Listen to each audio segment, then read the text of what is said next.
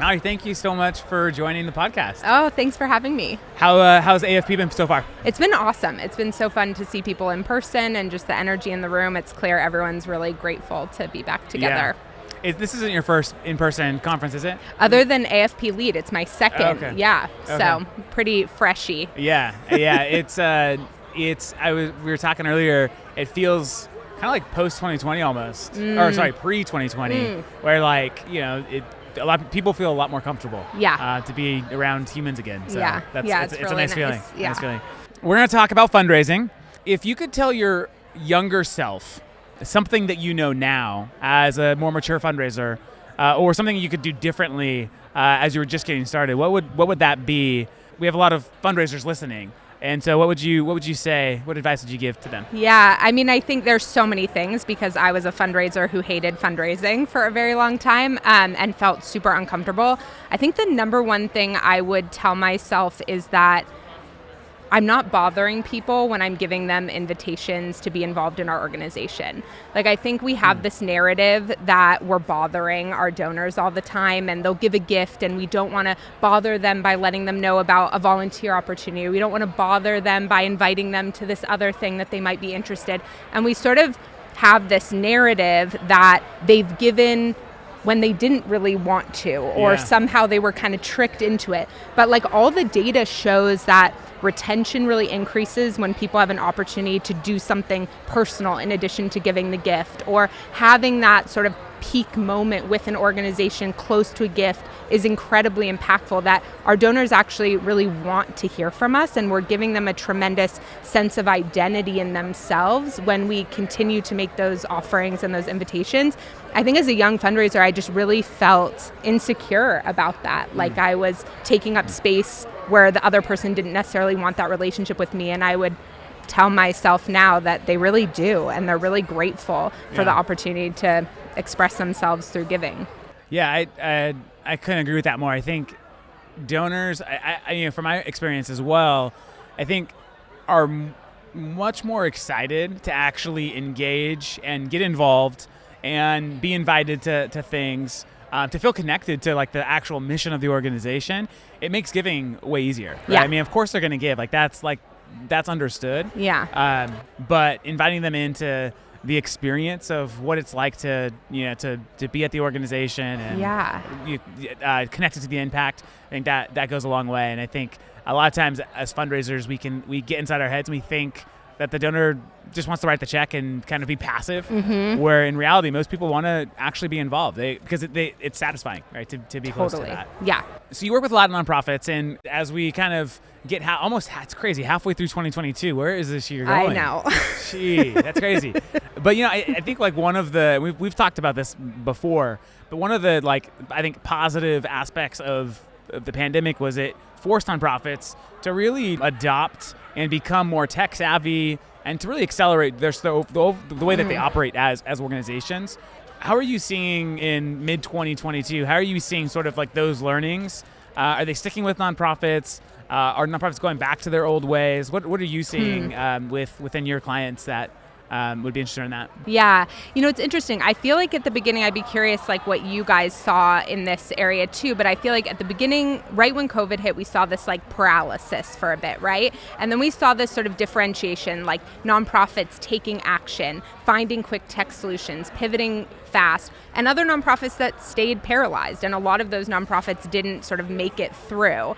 And I feel like we're seeing a little bit of a similar pattern right now, where some organizations are getting sort of stuck in that okay, what does the new future look like? Yeah. And kind of overanalyzing what's the perfect way to fuse virtual events or hybrid events or in-person events. And then we're seeing others that are you know what? We still don't know exactly what this looks like, but we saw all this strength in having a bigger digital footprint or an easier way of giving online. So what if we test it? What if we A/B test it? What if we play with this? What if we try this? And I feel like that piece around just recognizing that it's an ever-shifting landscape.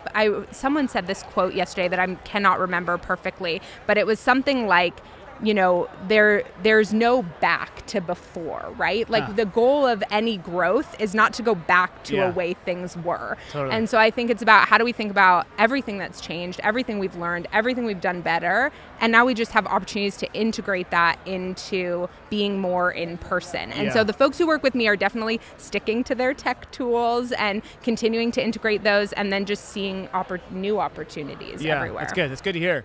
Because I've been thinking a lot about like when retail got disrupted with e-commerce, right? Like brick and mortar retail, it was such a like night and day shift. And you look at fundraising in the nonprofit space, and still only like 10%, 12% is online, and the rest is offline, like the equivalent of brick and mortar. Yeah. And what are your thoughts on sort of like how far will it go with it nonprofits? Like how much of digital will be like the pie of fundraising? Like, have we hit sort of like, the capacity, like the threshold, or do you think there's still a lot of room left to go? Yeah, tons. I mean, I think also when you, like at least the organizations that I work with, the folks who are writing checks tend to be older generations of donors, right? And so I think as like digital adoption takes a bigger role in all of our lives, and the donor population continues to grow as younger and younger people become donors. And, I think there's so much room for growth. I think what's interesting and what, the data doesn't always seem to capture is that I feel like there are also so many new ways of expressing generosity. Like I've been really fascinated with what's been happening since the Ukraine crisis started, and just people expressing generosity by buying digital art on Etsy or giving through Airbnb.org. And I feel like that tells us so much about the digital appetite for donors, but also that nonprofits haven't always done the best job making direct giving easy, or celebrating the small dollar donor, or, things like that those types of avenues like do give the opportunity for. So for me, there's like something really like special and possible if we can sort of capture both of those pieces. Yeah, absolutely.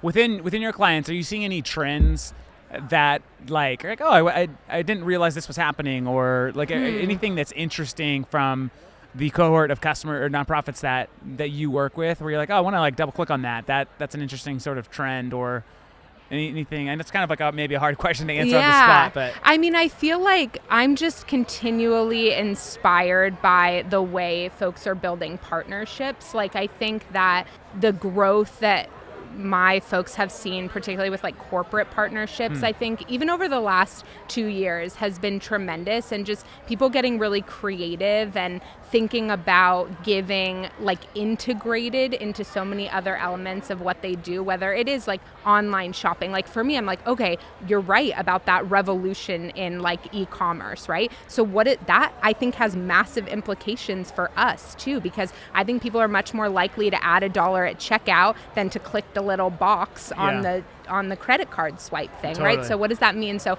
I think the thing that surprises me in a really good way is the creativity that partners have been coming to the table with, and just watching that blossom. Yeah, that's interesting.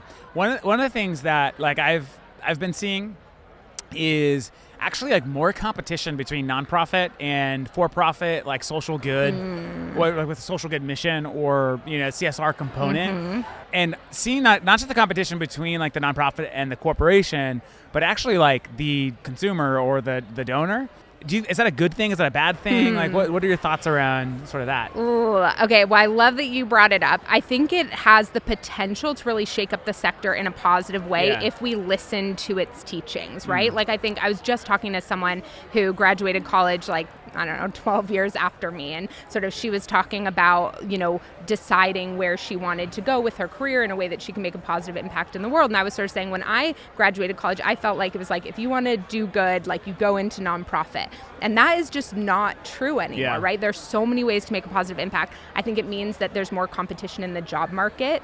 I think that it means that as nonprofits need to get savvier and like have the opportunity to rise to the occasion, to be sort of competitive with applicants, and I think this also sort of begs the question for like, if you are competing for profit that has a really beautiful digital footprint and makes it super easy for people to get involved and express their identity through generosity in that way, nonprofits have to show up for that too. Yeah. And so what does that look like? So I think it's a little bit scary because we haven't always seen nonprofits adapt and adopt quickly. But I think if we can really listen to what this is teaching us, there's tremendous opportunity. Absolutely.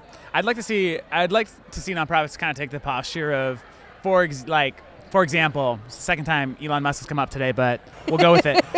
More so, if you think about how Tesla has basically pushed all mainstream automobile companies to go electric by everyone's saying 2030, right?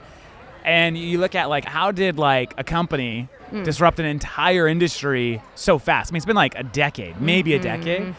So as a nonprofit leader, the question I'd be asking myself is, how do we disrupt problem X, Y, and Z that we're trying to solve as quickly and as quickly as possible, right? I think that's where I think it doesn't have to be competitive in regards to someone cares about climate change. Do you buy a Tesla or do you donate to your favorite charity working the issue? I think more so it's the frame of mind of getting to scale and making an actual dent on the problem that you're trying to solve. Yes. Yes. So. I was just reading a statistic that the average donor gives to 5 to 7 organizations. And I think that's interesting, sort of in line with what you're saying. What came up for me when I saw that was, okay, so what this tells me is that donors, if giving builds pieces of identity, of our identity, we're complex people, right? Yeah. We're not going to do one thing. We're not going to go to one organization, because we want to express who we are in a lot of different ways. And so that's right. It's not competitive, but it's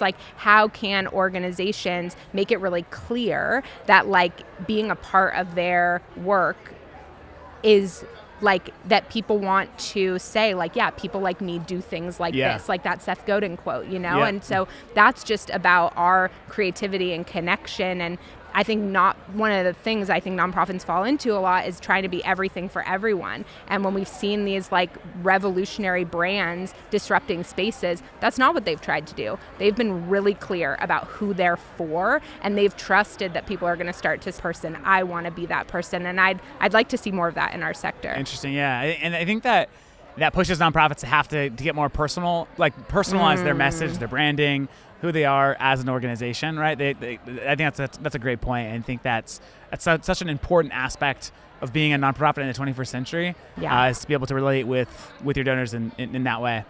What are you the most excited about with the 6 months, 6.5, I guess 7 months, really, 7 months left in the year? What are you tackling? What's a challenge that you're excited to be addressing?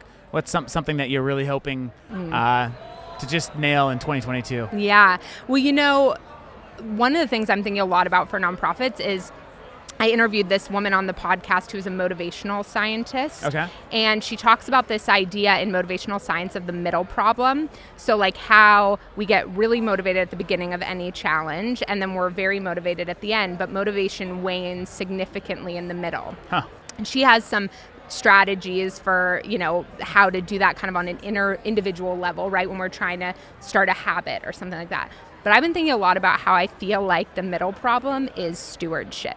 And so I'm starting to just sort of explore and unpack what that means about how we think about tracking and metrics and fundraiser enablement and behavior and celebration. I think about how many organizations just celebrate or even track the money coming in. And what if we could shift and be tracking fundraiser behavior in all the ways that really matter? Because I think fundraising is so much more than just the moment the money moves into the organization, but sometimes we really compartmentalize it and then we're missing opportunities. Yeah.